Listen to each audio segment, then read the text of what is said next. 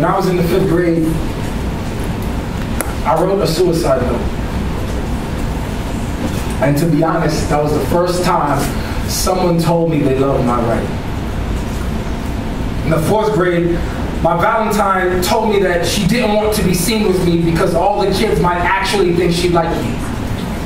In the 3rd grade, straight up, to be honest, I sat alone and I ate lunch by myself every single day. In the 2nd grade, a 5th grader punched me in the mouth at the end of recess, and I fell to the floor crying, blood spilling from my lips from 15 minutes before anyone asked if I was okay. In the 1st grade, a white girl at snack time said, and my skin looked like I never took a shower, and she's never seen something so black. And in kindergarten, I was the only kid who stood awake during that time.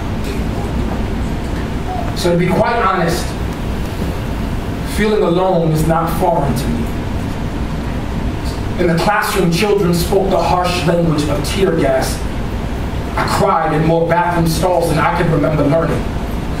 My bullies were swastikas dressed in Catholic school uniforms. The machete eyes of my peers would carve smiles out of my face like a jack-o'-lantern. They always needed an overweight, dark-skinned target to dart through. A pinata to hang in the nucleus of the playground while each kid took a swing. I learned how to hate myself at such an early age. I wrote, "God doesn't love me" on the inside of all my notebooks. I would pray every night to be a superhero, asking whoever watched over me to grant me the power of invisibility so I can vanish off the face of humanity. Each time my confidence was steamrolled into the concrete. To be quite honest, my freshman year of high school, my stomach was so big. Every time I looked down, I can barely see my feet. I used to breathe like a Carvens motorcycle. My sophomore year, I wanted a girlfriend so bad that I used to practice making out with the mirror just so it would be perfect when I finally fell in love. My junior year, I lost 30 pounds. I grew a foot taller, but still was heavy with self-consciousness. My senior year, straight up, I was the most popular kid in school, but still saw a sea of faces cackling at me. Every time I turned my back, my freshman year of college, I started having sex with multiple women in hopes to find myself in the museum of their pelvis to gyrate my hips to the sound of their bodies crashing beneath my sweat. I would pound bodies into the spine of my mattress, screaming to the top of my lungs, "What's my name?" just so they can remind me who I was.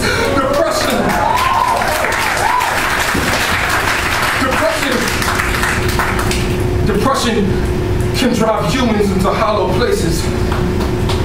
Places where flocks of vultures lurk in the things that I found beautiful. To be quite honest, as much as I'm saved, as much as I love God, I ask myself, am I beautiful?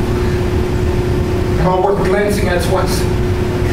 Can anyone love me as much as I love God? Does everything really happen for a reason, or am I some laughing stock of this inside joke the whole world is in on but me? It took almost 2 decades of living on this earth to finally love myself.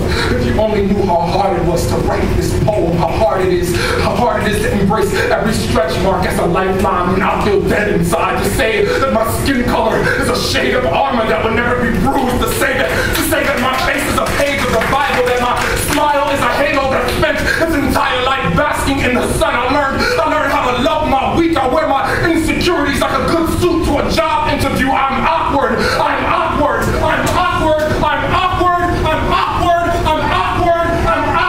I love it. I make a fool of myself.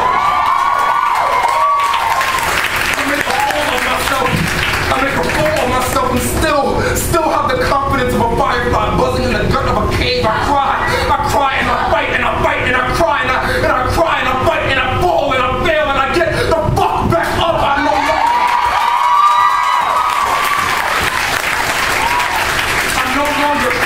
no longer afraid to stumble. No longer to show you that I can stand here center stage and have you all watch me live in my own skin. But wake up every single morning to look deep into the mirror, to look deep into God, to pray like it is my weapon, to worship like it is my battle walk. You say, you know what, Carvens? Carvens, I love you. I love you so much. I don't care what anybody says.